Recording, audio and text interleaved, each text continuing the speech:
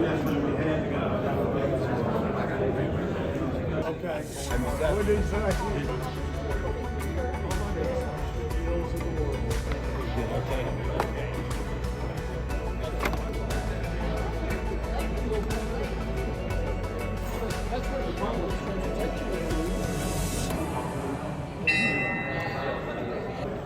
Keep your seats for a few minutes and we'll get started in just a second here. It's good to see all of you today. Thank you for being out on a Friday. We appreciate it. Kids need Kiwanis and Kiwanis needs you. Thank you all for being here. Let's get started with our program by standing and starting with our defining statement. Kiwanis is a global organization of volunteers dedicated to improving the world, one child and one community at a time. Pledge allegiance to the flag of the United States of America and to the republic for which it stands, one nation under God, indivisible, with liberty and justice for all. Clay, have you got a song for us? I certainly do. I get that same answer every time I ask him that, and I'm always glad of it. It's not long, I believe, until we head to Durham for a ball game, isn't that right? Is it next month? It's, well, I have it written somewhere and I'll find it in All a minute. right. Well, we need practice. So I've chosen a song, Take June Me Out to the 26th. Ball Game. June 26th. All right. Take Me Out to the Ball Game. It's in your book. If you don't know all of the words, on page 50, and it's the song 111, 111. Everybody ready? And we'll do a pitch. Take me out to the ball game. Take me out to the crowd. Buy me some peanuts and cracker jack. I don't care if I never get back. Root for the home team. When it's a shame. 1, 2, 3 strikes, you're out at the old ball game. Fantastic. Play ball, I think. Let me call on Stacy for our prayer today. Thank you, Buck. Please bow your heads for prayer. Dear Heavenly Father, please let us be with you in a moment of silence, whatever our beliefs may be, that we continue to work together, grow together, to serve you and to do well in our community, to take care of the children who are there, who need help, and be an advocate for those who do not have a voice. In these things, we pray that we serve the best of our ability to make it a better world. Amen. One more thing. All right, so we have one more thing. If I call your name, please stand up. We're super excited about our slate for the officers for next year. So serving as past president, we have Buck Lattimore. Yay. I'm proud of that too. Serving as president, we have June Small. I know June is here. Stand up, stand up. And then as president-elect, we have Hugh Grice standing in the back. Serving as secretary, we have Courtney Allen. Yay. Serving as treasurer, we have John Collier. And then we have our 3 board of directors. And for those that we are recommended, I think they are all here. Clay Taylor, Sanford Bailey, and Robbie Wooten maybe just left. He was here a few minutes ago. So thank you. We'll have a vote on that in the next week. Thank you very much. Thank you, Stacy, for bringing us up to date with that. And we will be voting. Is it next week that we vote on that? It's next week we vote on that. Great.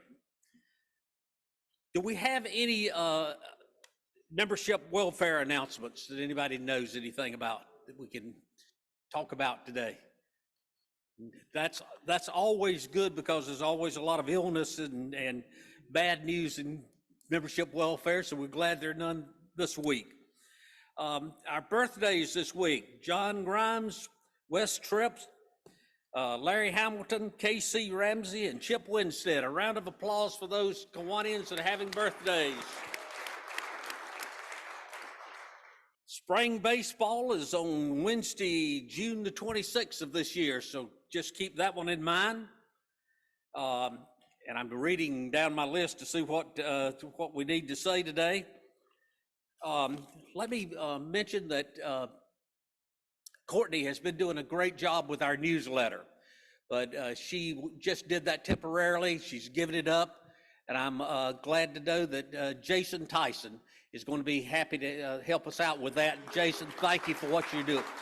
If you've got any announcements to go in the newsletter, call or see Jason Tyson. Appreciate it so much. Well, I think that's all the announcements. Oh, yes, sir. The Fayetteville Kiwanis Club sponsors the Soapbox Derby, and they've invited us to attend, and it's free of charge. It's on Sunday, May 19th, and I'll be going, and Scott will be going, and we'd love you to attend. Great. Thank you so much, Robert. And I forgot to call on him, but Andy Wood is back here. Our golf tournament is coming up next week. That is one of our biggest fundraisers of the year, and we want everybody that can play golf to be out. Andy? Yep. So thank you very much. As we've been talking about this for the last few months. Yes, the golf tournament is next Thursday. I've gotten a list of players. I've gotten a lot of checks, a lot of registration forms, and thank you for everybody that's doing that, that's going to play. Thank you for the people that are going to volunteer. We appreciate that as well, too, because we can't do it without the volunteers. So just one note, if anybody is planning on playing and hasn't sent in their information or their check or anything, please, I would say, don't stick anything in the mail. Just hang on to it and bring it that day. But then even more important to that is that I need to know that you want to play, because I just talked to the guy out there at the golf tournament, out there at the Noose today, and I'm supposed to have him a list by the end of this weekend. So if anybody wants to play and you haven't given me your stuff, please reach out to me. There's a form over there that has my information on it. My information's on the website too, apparently, because somebody called me out of the blue today and said they found my information on the website. So reach out to me if you haven't already, but for everybody that has, thank you very much. We'll see you next Thursday. The weather is going to be fantastic, as I think Cricket promised to make the weather nice, and it's going to be. So.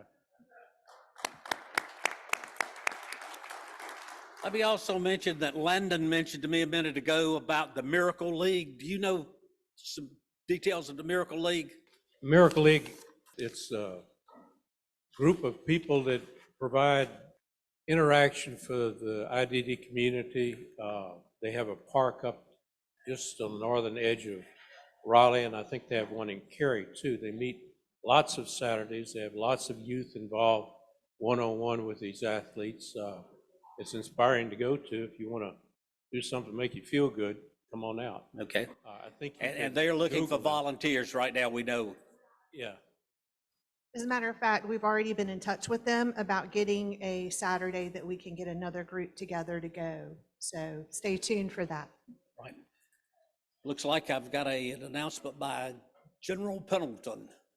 A friend of 40 years, Norm Wood, and he is retired. He's from Raleigh. He had a nice career in business. Norm Wood, and he would like to come back and check us out further. Norm Wood. Well, we appreciate you being with us. Who else has a guest today? And I apologize, I overlooked that. John Nunley has a guest. Oh, John Nunley is back today. Yeah, John He's Nunley. back today from the ACC tournament. Hey, Buck, Yes. I've got a guest here. Well, I don't have a guest. We have a guest. It's Kevin Robert. I wanted to call him Keith, but yeah, he's back again for the second visit. He and his wife just celebrated their 25th wedding anniversary. Well, great. Well, we appreciate it. We appreciate you being back. And Charlie Sawyer has a guest. It's my pleasure to have Amanda Holliday, my daughter, with us today. Chapel Hill, come to Raleigh. We're glad to have you, even though you're coming from Chapel Hill, okay? Let me turn it over to Phil Kirk to introduce our speaker. Our speaker today is Scott Levitan, the CEO and president of the Research Triangle Foundation. Since his bio was sent to you by email, I will be brief in my introduction. I had written down that was an applause line, but I didn't have to use it. Scott has been the leader of this new era of transformation of RTP since August of 2017. Prior to coming to this area, he was vice president of Forest City Realty Trust and development director for the Science and Technology Park at Johns Hopkins and the new East Baltimore community.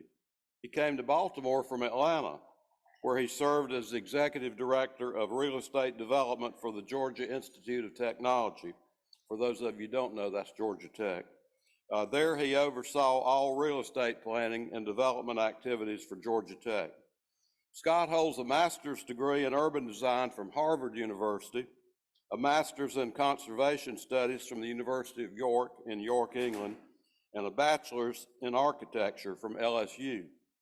A little known fact about Scott is that he is a competitive ballroom dancer, and he volunteered to give a demonstration today, but said the stage is not big enough, so we'll let him off for that. Now, I was hoping you'd keep your mouth shut today, but that was a false hope. We invited Scott primarily to tell us about the transformation of the Research Triangle Park, which is quite exciting. I'd planned to ask you to guess how many people work in RTP. However, the answer is contained in the bio, which was emailed to you. I was going to guess 40,000. John Alexander was going to say half of them work, which isn't true. You got that mixed up with the government. But the correct answer is 55,000 employees work in the Research Triangle Park. So let's give a Kiwanis welcome to Scott Levitan.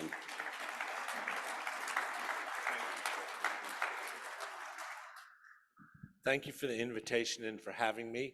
I'm fortunate to be here with a former board member, John Brantley, who will keep me honest this afternoon.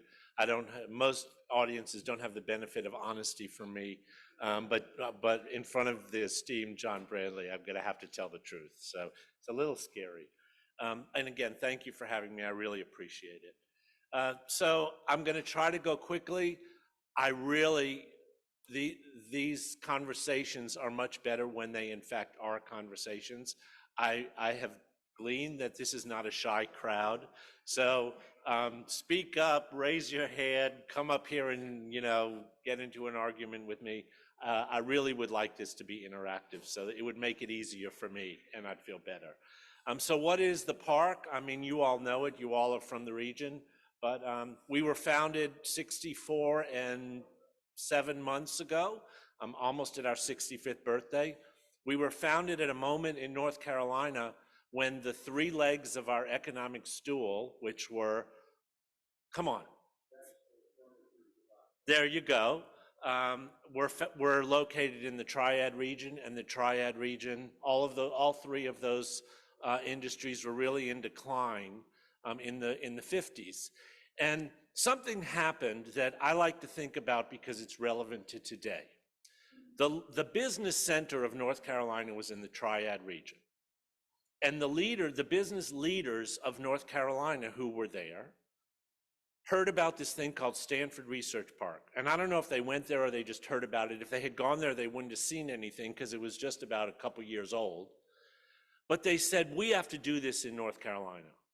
And they made a political decision, which would be astounding today to think of this happening in not only North Carolina, but in the political sort of construct of our country. They said, we're going to build a research park, but it won't be successful in the Triad because we don't have those three tier 1 research universities to be able to support it. So they said, we're going to build RTP, but we're going to do it over there. And it's really an amazing lesson for us to keep in mind when we think about, what is best for our society, what is best for the United States and the world. And it would be really nice to sort of break down barriers and be able to think creatively like they did. Since then, we've added North Carolina Central University as a board member. It's not a designated seat, but Chancellor Johnson Akinleye has served on the board for about 6 years. And the relationship between us and our HBCUs in North Carolina is a very important and strong one. Our mission is up above. I won't read it. I'll say that in terms of success, it probably starts at right, on the right is most successful, and comes to the left where we've had less impact. The Research Triangle Foundation can't teach our 3 Tier 1 universities how to interact with each other. We've learned that over 65 years. They're going to figure that out on their own. But in terms of the economic impact on the residents of North Carolina, that's not an accidental statement. When these leaders of North Carolina decided to form RTP, they didn't have any land, they didn't have any money. The state wasn't going to give it to them, the universities weren't going to give it to them. So they raised $2 million. And then they went to the governor, and the governor wouldn't give them $2 million, but he lent them $2 million. So they started out with $4 million, and they started to buy land, which at the time was sort of leftover land in the middle of these 3 cities, and they bought that land. And it makes us a little bit unique, because as I talk a little bit more today, we'll learn that we don't control RTP. We had to sell land to be able to pay off that $4 million of debt, which is not typical for most research parks. So our strategy with the 380 companies that are in RTP is when there's an initiative that we want to undertake, like RTP 3.0, we have to induce them, we can't compel them. So we have to herd sheep to be able to sort of come up with the next bright idea about what we're going to do at RTP. So Phil mentioned, how many companies we have. Oh, he mentioned how many people work there, how many companies we have.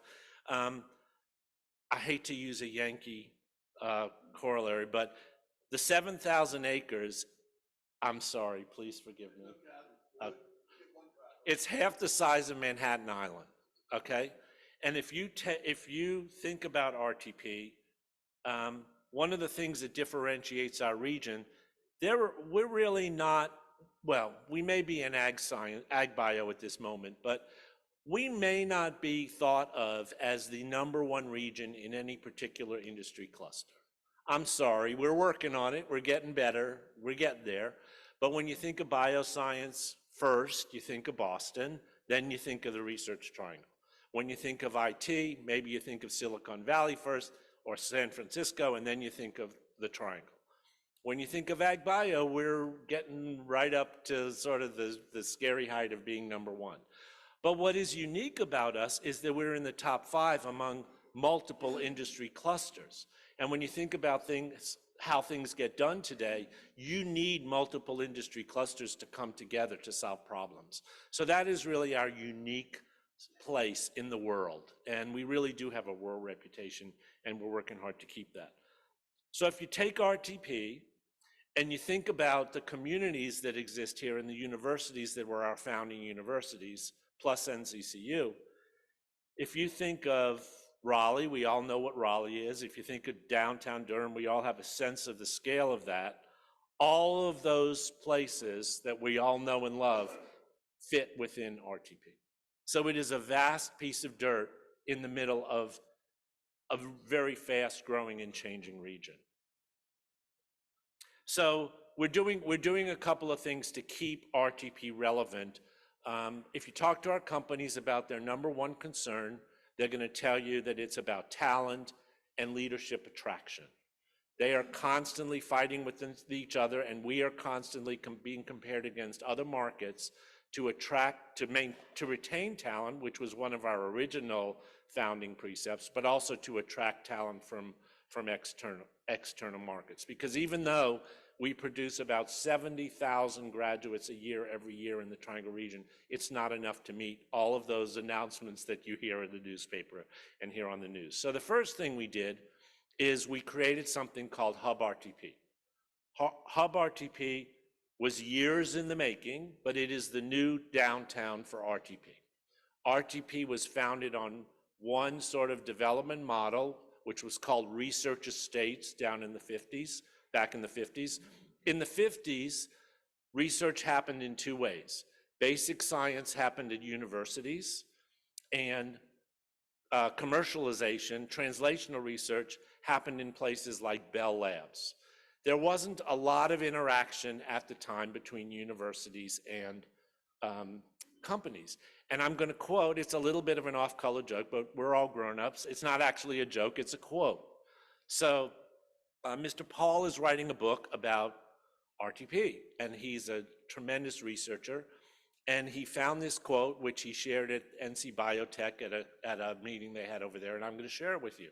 So the founders of RTP went to meet with the provost at Duke, and they explained what they were trying to do with RTP. They were going to create a place for translational research where the discovery of the lab at the universities could be commercialized, and the universities would interact with companies, and then the companies would get a lot of money, and they would give that money to the universities, and it would be a really magic cycle. And the provost's response was this: let me understand what you're telling me you're trying to do. You want to be the pimp, and you want my research faculty to be your whores.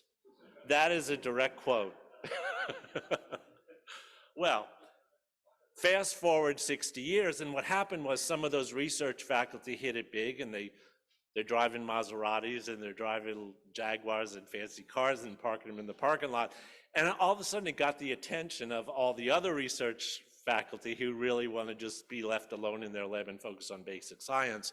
So that magic of collaborative research, translational research, has really been the underpinning of the economy of the Triangle region and our state. So in order to attract that talent, we have to compete with places like South Lake Union in Seattle, like New York, believe it or not, and San Francisco, where young talent likes to gravitate toward urban locations, or they have for the most part. And so for the past 10 or 15 years,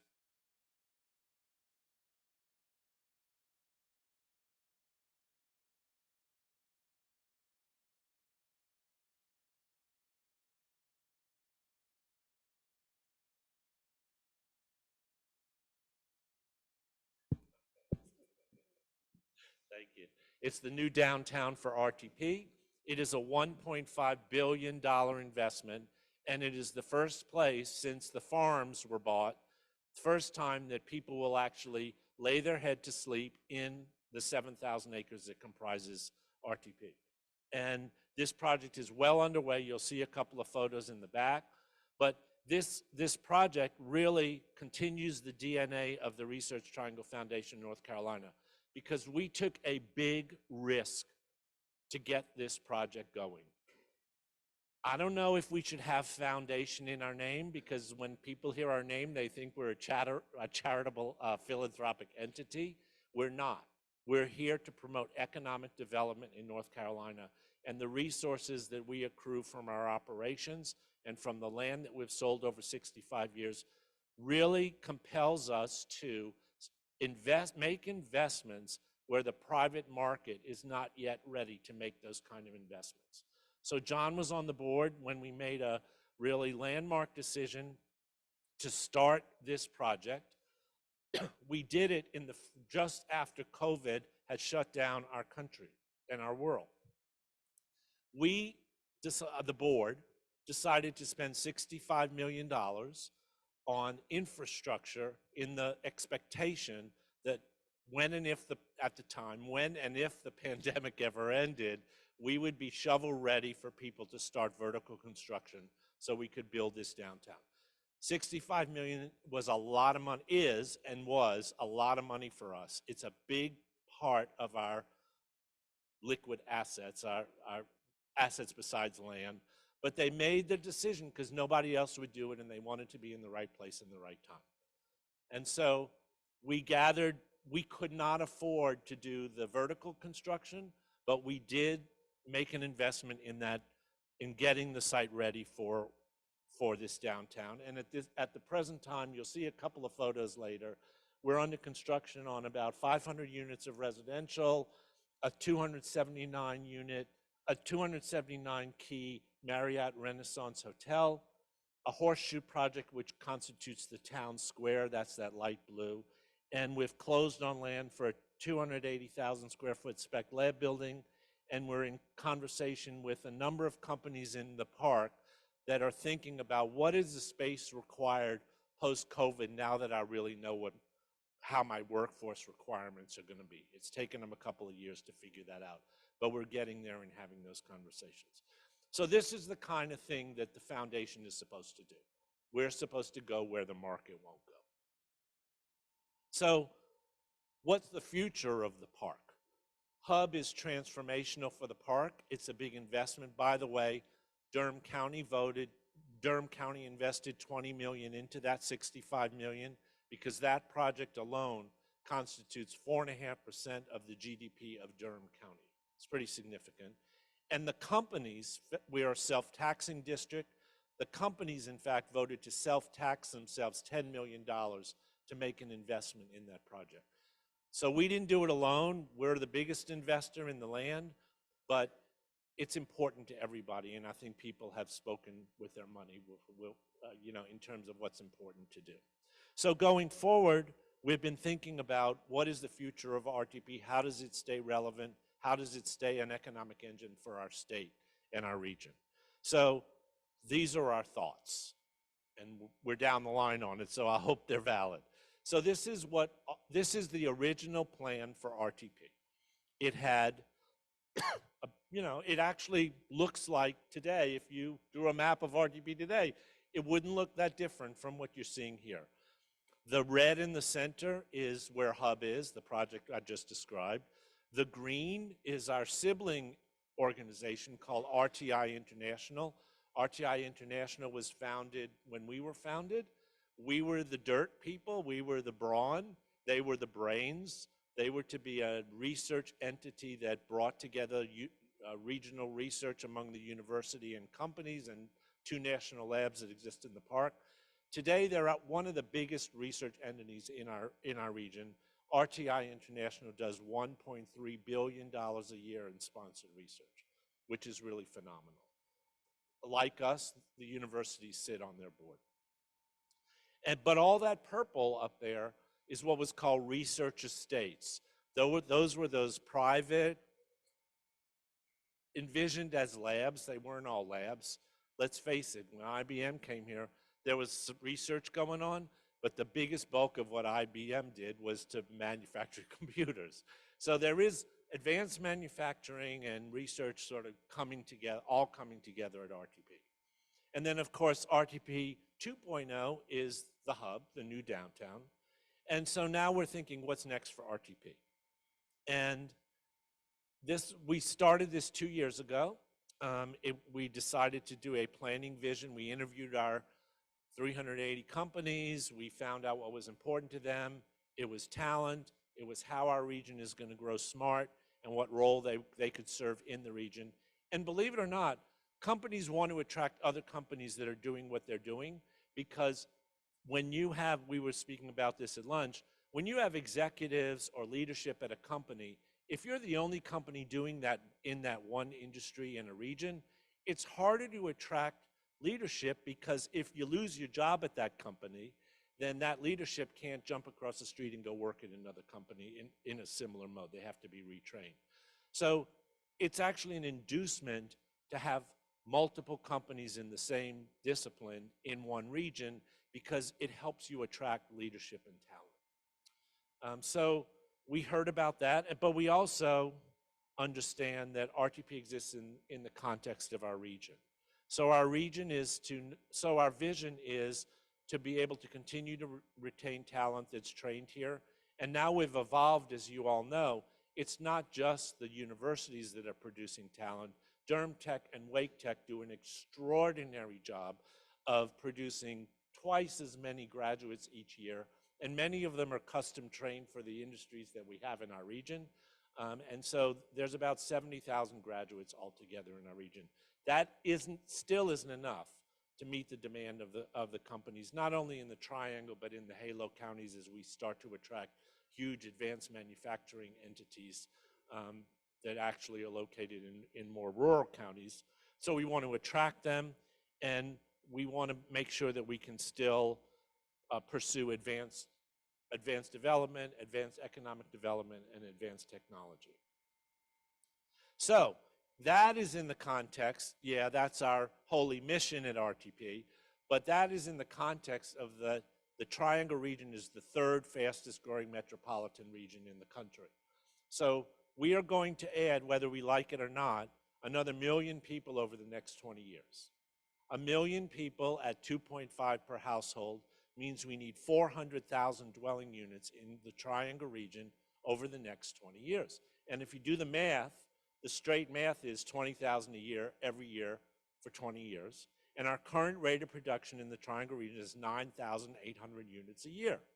So do the math. That's why we have a housing crisis in the Triangle region. And the workers that we're trying to attract are getting priced out. And for the first time ever, when they're moving from New York and California, that benefit, it's a cheap place to live, or a cheaper place to live, it's shrinking. And so what role can RTP play with its 7,000 acres? What role can it play in the growth of our region? And this is really where it gets exciting and a little bit scary. So through this master planning project concept, we came up with the fact that we need to stay relevant, but we also have to help our region grow smart. There is no other region in North America where you can say, and this is not discounting the companies that are there and the industrial activities that happen in RTP, but there's no other region where you can say we have a donut hole in the middle that's half the size of Manhattan Island, and how can that land help our region grow smart? From an efficiency perspective, I think we can all appreciate that if you have giant sewer lines serving industrial processes 10 hours a day, and those lines go dark at night when everybody goes home and they're washing their dishes and taking their showers and flushing their toilets, there is a great efficiency that can happen by thinking that some of that growth should happen in RTP versus just sprawling out to Greensboro and points beyond. Because it's a lot more expensive to run highways, roads, sewer, electricity, water service, and all the other amenities that we count on into forests and fields than it is to better utilize the land that's within RTP. So we have set a goal of, well, I'll move on to the next one, I guess. How can RTP help us grow? And so we set an audacious number.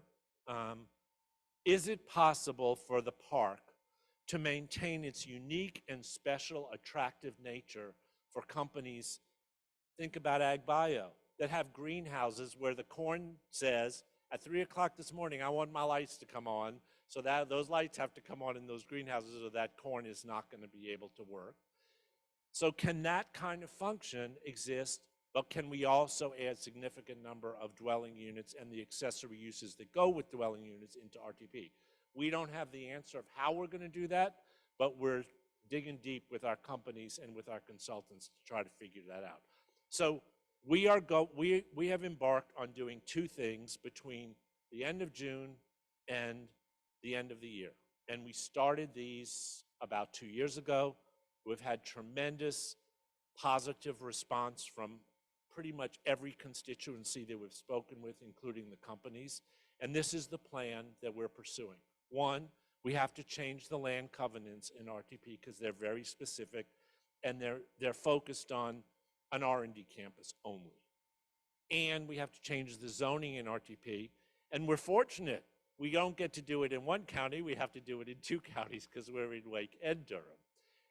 So when we started gingerly talking to our county elected officials and the administration of the counties, here's a response we got. Sarah Young at Durham Planning. So Sarah says, we did a study and Durham County needs to add 67,000 dwelling units over the next 20 years. And if there are developers in the audience, I'm a developer, so I'm not trying to insult you, but if we let developers set planning for providing that 67,000 units, the displacement and gentrification that Durham is suffering right now will continue and it will exacerbate as that demand grows. So let us partner with you to figure out how to accommodate that 67,000 demand unit in RTP where displacement and gentrification is not an issue. And that will be a really positive outcome for Durham County. So that's one response. Of course, the tax increment doesn't sound bad to them either. They like the idea of tax increment. The other thing is, now that we're all sitting in traffic on I-40 again, and the pandemic seems to be over, if you live near your work, that's one less car that's on the road. So DOT says, oh, that's a pretty good idea if we can get some people living in RTP so we don't have to add 4 more lanes to I-40 through RTP, which they're actually contemplating doing. So today, the model that was set in the 1950s was you can cover 15% of your lot with a building. You have to have a 100-foot setback around your site. That was reduced. It used to be 200 feet. And you can pave the whole freaking rest of your site with surface parking. And if you fly over RTP, whenever you fly over RTP, that's what you see, right? A lot of surface parking. It's the highest use. It's the largest land use in RTP besides pine trees. So that's a lot of asphalt that isn't very sustainable and can be put to a better use. So we've come up with 3 options. Well, it's actually 4 options. So the first option is a company that has greenhouses and wants a lot of pine trees between them and its neighbor, and they've invested $100 million in building Ag Bio Research Institute. Keep doing what you're doing. We're not going to bother you. Your taxes will remain, you're not going to have a tax increment. Your taxes will go up when the taxes go up based on your valuation. So that's one option. Nothing. Do what you're doing today. The other option is companies are actually saying, we got a lot of facilities all over the world. We're hearing a lot of good things about RTP. We're thinking maybe we'd like to consolidate some of those other facilities, other units into RTP, but we're maxed out. We can't fit them on our existing site. And we can't buy any more sites because we're pretty much out of sites in RTP. So their choice is they can move their facility outside of RTP and be way out, away from the triangle and away from the universities and away from the workforce, or we can allow them the opportunity to densify their site. So that's one option. You can do what you're doing today, but you can do more of it on your site. The second option is consistent with the comprehensive plans of both Wake and Durham County. And that option says our region, in order to build middle of the market housing, affordable housing, it's not going to be cheap housing, but it's going to be middle housing, not fancy, not $1 million condos, which are now $1,000 a square foot condos, which are now selling in high rises in downtown Durham. The way to do that is to have a 15-minute walkable community. And so we're going to be able to have these 15-minute walkable communities, which you've all heard about. I know your mayor is a real advocate for that. And those communities will have to have the amenities that you need. They're going to have retail. Hopefully, they're going to have open space. They're going to have schools, all the things you need to be able to stay in your neighborhood and get all the service, most of the services that you want to get. And then the third is, in a site as large as RTP, in a region that's going to be 3 million people versus 2 million in 20 years, there is probably a justification within RTP to have additional sort of these downtown kind of dense urban clusters. Raleigh has a couple of those. North Hills comes to mind. So all 3 of those options, today you have one option about what you can do with your land in RTP. Hopefully by 2025, you will have multiple options. And we're managing that in a way that the foundation and the Owners and Tenants Association, which helps us govern RTP, will capture some of that enhanced land value that gets created by letting people build more on land that they don't have to pay anything more for. And that money will go into something we're calling the RTP Reinvestment Fund. And no, I'm good, thank you, Phil.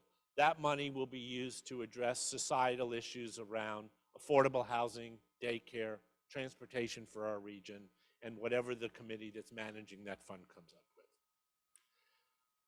So that's all we're doing. I mean, this is what we've been working on. Some of this will be finished by the end of the year, some of it won't. But each of those building types each of those development strategies require what's the street design going to be, how we're going to govern the way the places look, the private board oversight that's going to allow that planning to be implemented. It's really a project of a lifetime. I'm so happy and blessed to be able to work on it. It's really inspirational for me, given my background. And that's all we're doing at RTP right now. So thanks for the invitation. Thanks for the opportunity to be here.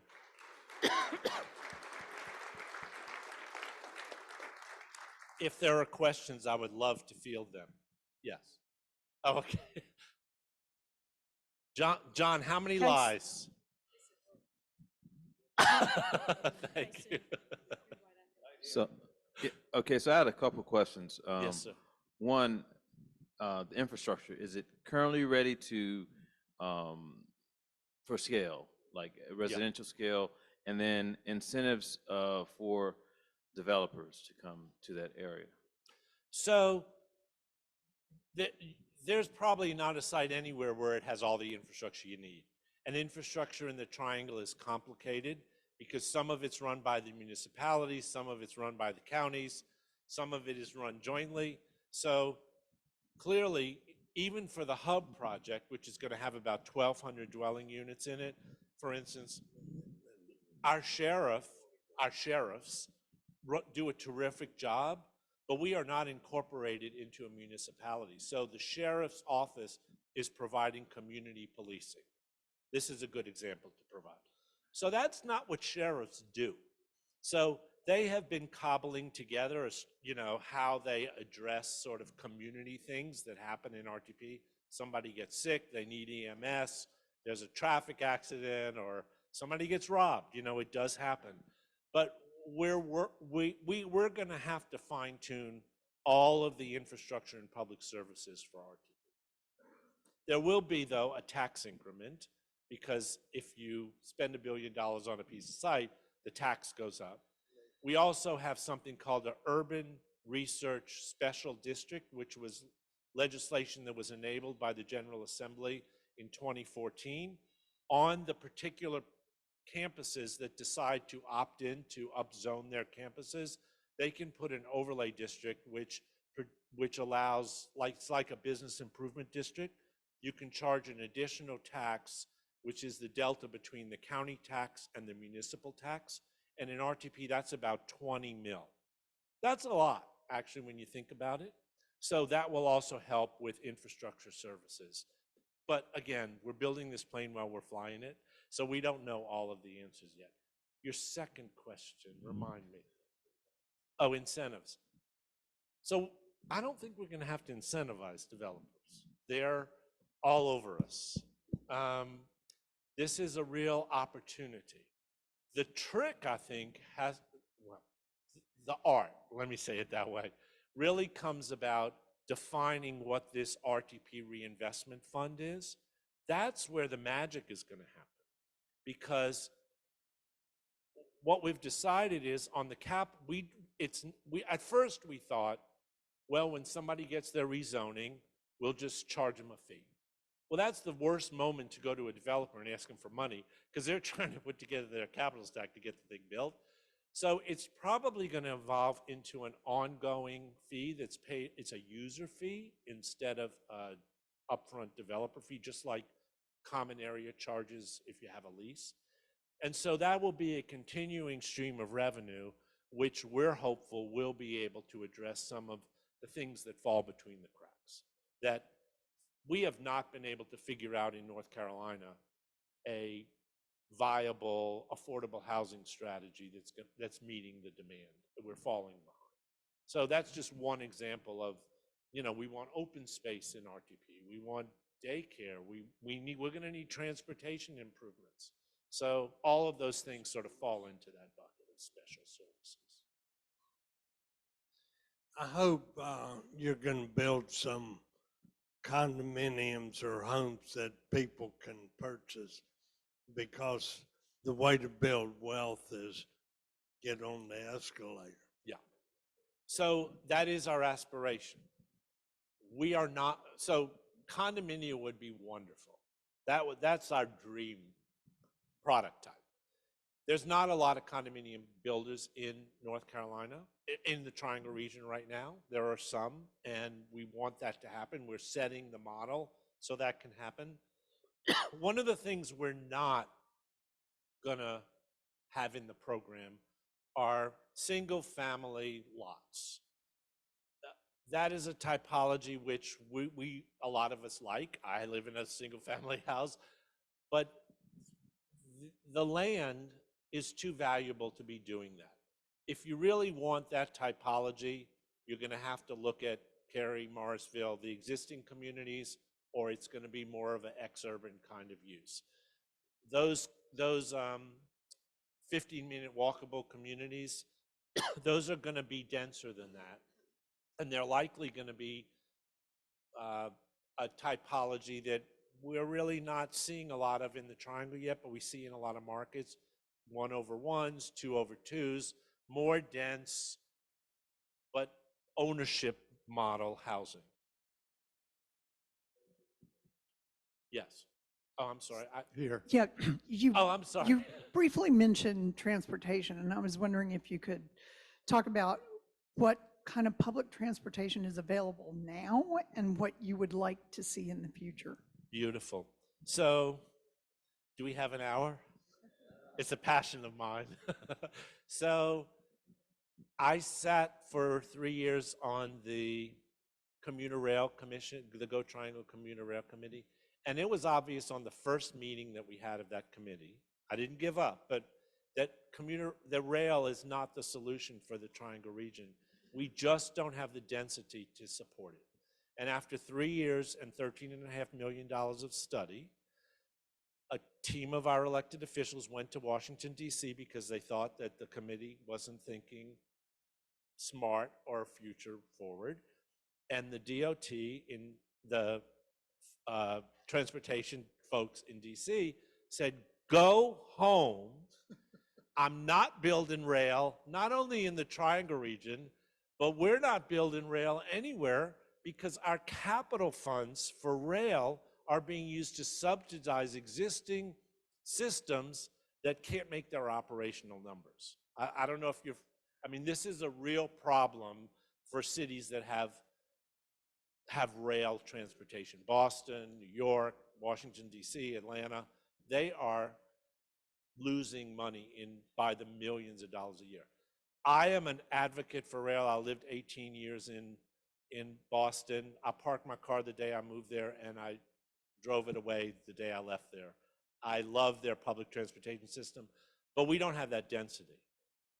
Bus rapid transit, it feels like, is going to be the backbone for regional transportation. And the reason why is that it's about 1/10 the cost per mile of rail transit. And if we're going to think about our existing roadways, think about the roads in RTP. They're unique. We have 15-foot wide travel lanes on Davis Drive, which is our main arterial street. We have a posted speed limit of 55 miles an hour. So we have the asphalt, we're just not using it optimally. So I really feel like because of the nature of our region, where we have 3 counties coming together, each county has its own transportation plan, its own transportation funding, that BRT is an incremental way to think about transportation for our region. Now, the way people are getting to RTP is in a single occupancy vehicle. Okay. I'll pass in the interest of time. When you had the 7,000 piece of acres of land for RTP, I immediately thought for some reason about developing a huge swath of land, and I thought about the Biltmore estate with 10,000 acres. And then I looked on your website and board members, and one of your board members happens to be John F.A.V. Cecil of Biltmore Farms. So I'm just curious, what kind of perspective of someone who manages a 10,000 acre piece of land, what kind of ideas and everything does someone like that bring to the table and help you in your planning purposes? Thank you. Well, Jack is chairman of our development committee, and he's become a very dear friend of mine. And he's very excited about this plan. I'll correct you on one thing. There came a time when there were two cousins, and they had to divvy up the assets of the Biltmore, the Asheville Biltmores. One got the house, and one got the dairy farm. Jack's line got the dairy farm. He's not worrying about how to put food on his table, I promise. But so we're completely different. What Jack is really engaged in and really feeling positive about the conversations we're having is we are having conversations with the General Assembly, with the congressional delegation in Washington, D.C., and can what we're doing in RTP and how we figure out things like, will our state again start to think about tax increment financing, because that is the way everybody else gets these kind of projects done. But we had some bad experiences, so the commission that allows those to happen has shut down tax increment finance. Jack is really interested about whether the lessons we learn in rethinking RTP can be applied in other areas of North Carolina. So it's really fun to be in those kind of conversations with him. He's an extraordinary individual. Thank you all. I'm sorry to interrupt you, but he'll be around for questions afterwards. I've got a book for you to sign in just a moment. We give a book each week. I said one time in memory of our speaker, but not in memory, in appreciation for our speaker. I haven't gotten down the steps yet. Okay, be careful. Great. Thank you all for being here today. Have a good day. Meeting adjourned.